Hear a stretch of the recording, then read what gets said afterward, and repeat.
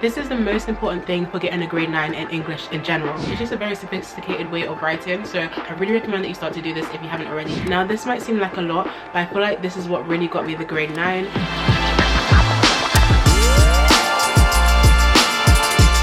And welcome to another video. So in this video we're going to be talking about English Lit and English Lang and how to get a grade 9 in both of them. So with English, you either hate it or love it, and I let's just say I wasn't a fan of it, but I did manage to get good grades in both of them. So in this video I'm basically going to be giving you tips and tricks on how to improve your grade and also how to improve the quality of your essays. So let's get into it. So this video is going to be split into 4 parts. The first 2 parts are going to be focused on English language. The first part is going to be focused on how to improve your analysis, and the second part is going to be how to master your paragraphs. So for the final 2 parts, there's going to be focused on English literature. The first part is going to be focused on how to memorize content, and the second part is going to be on how to ace your structure. Let's get into it. So let's talk about English language. And a lot of people think that for English language you don't need to revise. It's just one of those things, you walk into the exam and you just, you know, it's just analyzing text, like there's not much you can do for it. But I'm here to tell you that they are wrong. If you want to be guaranteed a good grade, you have to revise English language, and the way that you revise it is not the same as other subjects. So as I said before, English language is all unseen, so it's not like you memorize content for it. What you do need to do is to master the skill of English language. So please do not ignore English language, because if you do, it's just like, it's based on luck, it's based on what they give you on the day and how you analyze that, and that's just a very risky approach if you want to take if you want to be guaranteed a good grade. So what you have to understand about English language is that it's very pressed for time, so you can't be wasting time talking about things that won't get you marks on certain kinds of questions. You also need to allocate yourself time to each question, just enough so you can complete all of the questions in the given time. So what you need to understand is what is required of you for each question. So some questions are going to be multiple choice and they just require you to do reading comprehension. Some questions do require comparison, some questions require deeper analysis, and some questions require creative writing. So you do need to know what you're going to be getting on each paper, just so you're prepared and you're in the right mindset for it. English language is more of a skill. Once you get your structure down, you're probably guaranteed a good grade, but you shouldn't focus on using these very fixed methods such as PEE, because these are not effective in getting you a good grade. The examiner knows when you're using these kind of structures, and it just shows that you're not thinking creatively, you're just following a fixed structure, and it's probably not going to get you those higher marks. So when you analyze something, you should be focused on lexical fields, symbolic meaning, literal meaning. You should be looking at the words and the connotations that they have. You should also always highlight a language device in each paragraph, and if you can't, just focus on the meaning of the words, because language devices will always guarantee you marks, and if you explain why the writer has chosen to use this device and what it shows, then you'll definitely be explaining what the examiner wants you to explain. This is the most important thing for getting a grade 9 in English in general. First of all, don't focus on what is obvious to you. So don't just go to what jumps in your head immediately. Try to think of things deeper than what is in the question. Even if it sounds like complete and utter rubbish, if you make it sound nice, then the examiner will think, oh wow, this person's really pushing themselves, they're really thinking deeper, they're really going into this extract. Because if you just do simple things, everyone else is doing it, and thousands of people are sitting these exams every single year, so the examiners are just going to get tired of people repeating the same thing over and over. So you really want to make sure that you're unique in what you say. To improve your exam take in English language, I really recommend that you watch these YouTubers. So I'm talking about Stacey Ray, I'm talking about Mr. Bruff, and I'm talking about Mr. Sally's. But Stacey Ray is so underrated, so definitely be sure to check her out for English lit and language, because she goes into depth. Like the things that she says, like I would have never have thought about it that way. So definitely be sure to check her out. So let's say your exam has started, they give you the insert and they give you the question paper. The first thing that you should be opening is the question paper. You want to look at all of the questions in the entire paper and see what they're asking you to do.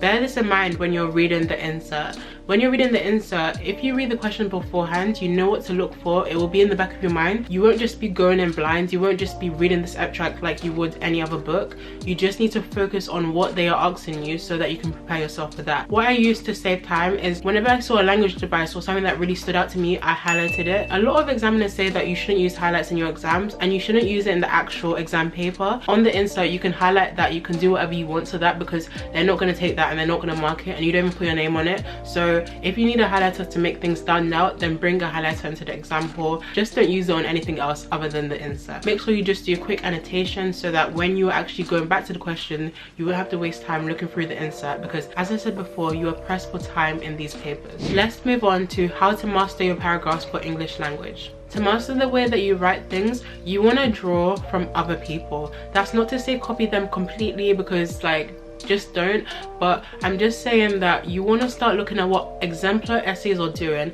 and look at your writing and then see what is missing. You should also do the same questions as these people are doing in the exemplar essays. So before you read the exemplar essay, you should try to attempt that question and then compare your writing to their writing and then fix what is missing. What is missing is essentially what is stopping you from getting that grade 9, so you need to focus on that, and then you should start implementing that in your own writing. Now this might seem like a lot, but I feel like this is what really got me the grade 9. It's basically writing essay questions every single week. Yep, every single week, and giving them to your teacher for critical advice. You do not want them to sugarcoat anything. You want them to tell you what is good, okay, but mostly focus on what is there to improve, because that's how you improve in all of your GCSEs. You need to focus on your weaknesses. Every essay that you do, you should see a gradual increase in the quality of your writing, and you should take it as a step towards getting a better grade. Compile these essays and don't lose them. These are very important. You want to track your progress, and you don't want to forget the things that you initially missing, because that is what got you the better grade in the first place. When you do past papers for English language, you also want to take a look at the examiner report. The examiner report is basically a report written by the examiners which focuses on what everyone did that year of the past paper. It focuses on what people did good and what people also made mistakes on. When you get to know these mistakes, you can avoid them in your own writing, and it just helps you to see what the examiner is truly looking for and what also gets people good grades. So whenever you do past papers, first do the paper blind. Like, don't look at any of the exemplar essays, don't look at any of the examiner's report. Just focus on doing the exam paper blind as you would with any of the exam paper. Because English is subjective, it's really hard to mark your own paper, so I wouldn't recommend doing that, but this examiner's report does help you to see where you've gone wrong. Okay, so now moving on to English literature. The problem with English literature is that you have to memorize a lot of quotes and a lot of content for each theme and character, but there's only one topic that actually comes up in the exam. Therefore, the way to memorize content for plays and novels is to make sure you have quotes that you can use for multiple different characters and multiple different themes. So try to get a quote that covers at least one character and one theme of the story. Don't forget that you can even use quotes that are just one word only. For example, one that is really easy to memorize for an unexpected cause is how Sheila goes from using the word mummy to using mother towards the end of the play. This shows her character progression and how she's matured throughout the play. So the way that you can memorize quotes and context is to do blurting, and I'm sure you've heard of blurting before. It's basically when you write down everything you know on a piece of paper and then you compare it to a textbook or your own mind map. You add in what you missed with another pen, and as you repeat this, you'll end up learning more content over time and memorize more quotes that you can use in your essay. The way that I'll go about doing this is that I will make an A4 summary of each character and theme. I personally use Stacey Ray's videos to do this because her analysis is so good and it just summarizes everything in just like a 10-minute video. So definitely watch those on each character and each theme for the books that you're doing. And then after I did that, I used that as a template to blurt. When I finished, I looked back on this mind map and I included things that I missed out, and it basically just helped me to know everything over time. If you do this for every theme and every character, then you ultimately prepare yourself for anything. Even if they use a theme that you weren't expecting, you should hopefully have enough quotes and enough contents from the other themes and characters that you are able to answer this question. After you blurt, to make the revision section extra productive, what I recommend you do is to write a question on the theme or character you just blurted, and this will just help you to memorize it in the long term, because not only are you testing that you know it, you're also testing that you can write about it. So ultimately this will help you improve your grade. For the poem anthology, I really recommend that you summarize each poem on a little flashcard, and then you can use this to blurt. You can turn it over and then write down on a piece of paper what the poem is about, what the structure is, whether it uses a certain writing style, the main devices, the main quotes, and then this will just help you to know everything by the time it's the exam, so that when you get that random poem that you have to compare to, you already have most of the content of the other poem already in your head. For things such as unseen poetry, this is ultimately a skill just like English language. You just have to practice, and then you should give in papers to your teacher so that they can mark it, and make sure you take their feedback on board. Even if you get like a bad grade and you're in a bad mood, just focus on the feedback that they give you, because ultimately they do want the best for you and they do want you to to improve. So try not to take anything to heart. Just use this feedback as motivation to do better and to get a better grade next time. Let's move on to how to ace your structure in English literature. When you write a paragraph, you should always write a point, explanation. You should also refer to a language device, explode this device and what it means, talk about the connotations of words, and also talk about the context that the quote is from. Make sure that you do this in every paragraph. You really want to go in every single paragraph. You don't just want to start off with a nice paragraph and throughout the essay start to decrease your quality. You want to have a good all-round essay, because ultimately this determines the perception that the examiner has of you. Like, if you start off with a really good paragraph and then you just start to lose all of this analysis and quality throughout the essay, the examiner's not going to be that impressed. And it's the same the other way around. If you start off really bad and then your last paragraph is really good, they can only award you so many marks. So just focus on trying to have an all-round good essay. So you might want to plan what you're going to write in your head beforehand, or just do a little bit of jotting. Again, you don't have that much time, but something that used to happen to me a lot is that I would have a good point and then I would forget it midway through the question. So it was just really annoying for me. So just make sure that you don't do that, and that if you know you have a habit of forgetting things whilst you're doing the exam, then just jot things down. Even if it takes that extra 2 minutes, that's better than not having anything to write when you come to the question. To ace your structure, what you want to do is to read exemplar essays. I've talked about this so many times that you're probably getting tired of it. Honestly, what you want to do is just to see where you're missing out on marks and how people who are getting grade 9s are structuring their essays, because that's what you want to aim for. With subjects such as science and maths, what you want to aim for is the mark scheme, but with English there's not really any clear-cut mark schemes. What you want to aim for is what other people are doing, that is getting them the 9s and getting them the 8s. Just start to note down their structure and then apply it to the question that you have. When you're reading these essays and you see a word that's like, wow, I really need to start putting that in my essay, make sure you write it down. You might want to make a Word document where you just summarize all of these really good words and devices that you can use in your own writing, because if you're just reading all of these essays and then you move on from it without making any notes, it's not going to stick and it's just going to be like a waste of time.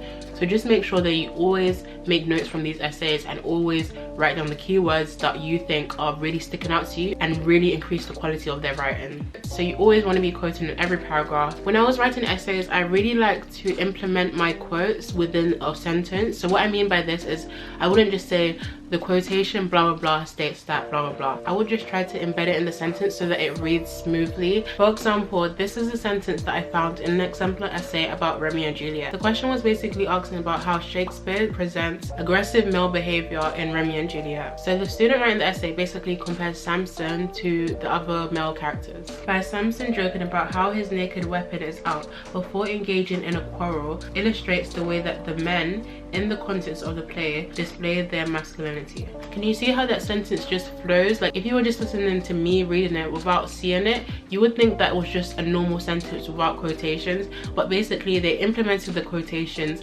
within the sentence. It's just a very sophisticated way of writing, so I really recommend that you start to do this if you haven't already. Just, you can use one word quotations throughout your sentences, and even like more than one word, as this student has shown. I don't know, it just radiates like grade 9 material, grade 8 material, so just start to do this. This is much better than, for example, if the student said this: Samson says in Act 1, Scene 1, my naked weapon is out. This demonstrates how he displays his masculinity. You can see the big difference between the two. So if you are the second student and you write like this, to improve, you basically want to act like the first student and just start embedding your quotations throughout your text. You don't need to just have one quote and then leave it at that. You really want to start doing this thing where you embed quotes throughout your paragraphs and you explode those quotes further. So that's pretty much it, guys. I really hope this video helped you, and if it did, be sure to like, comment and subscribe.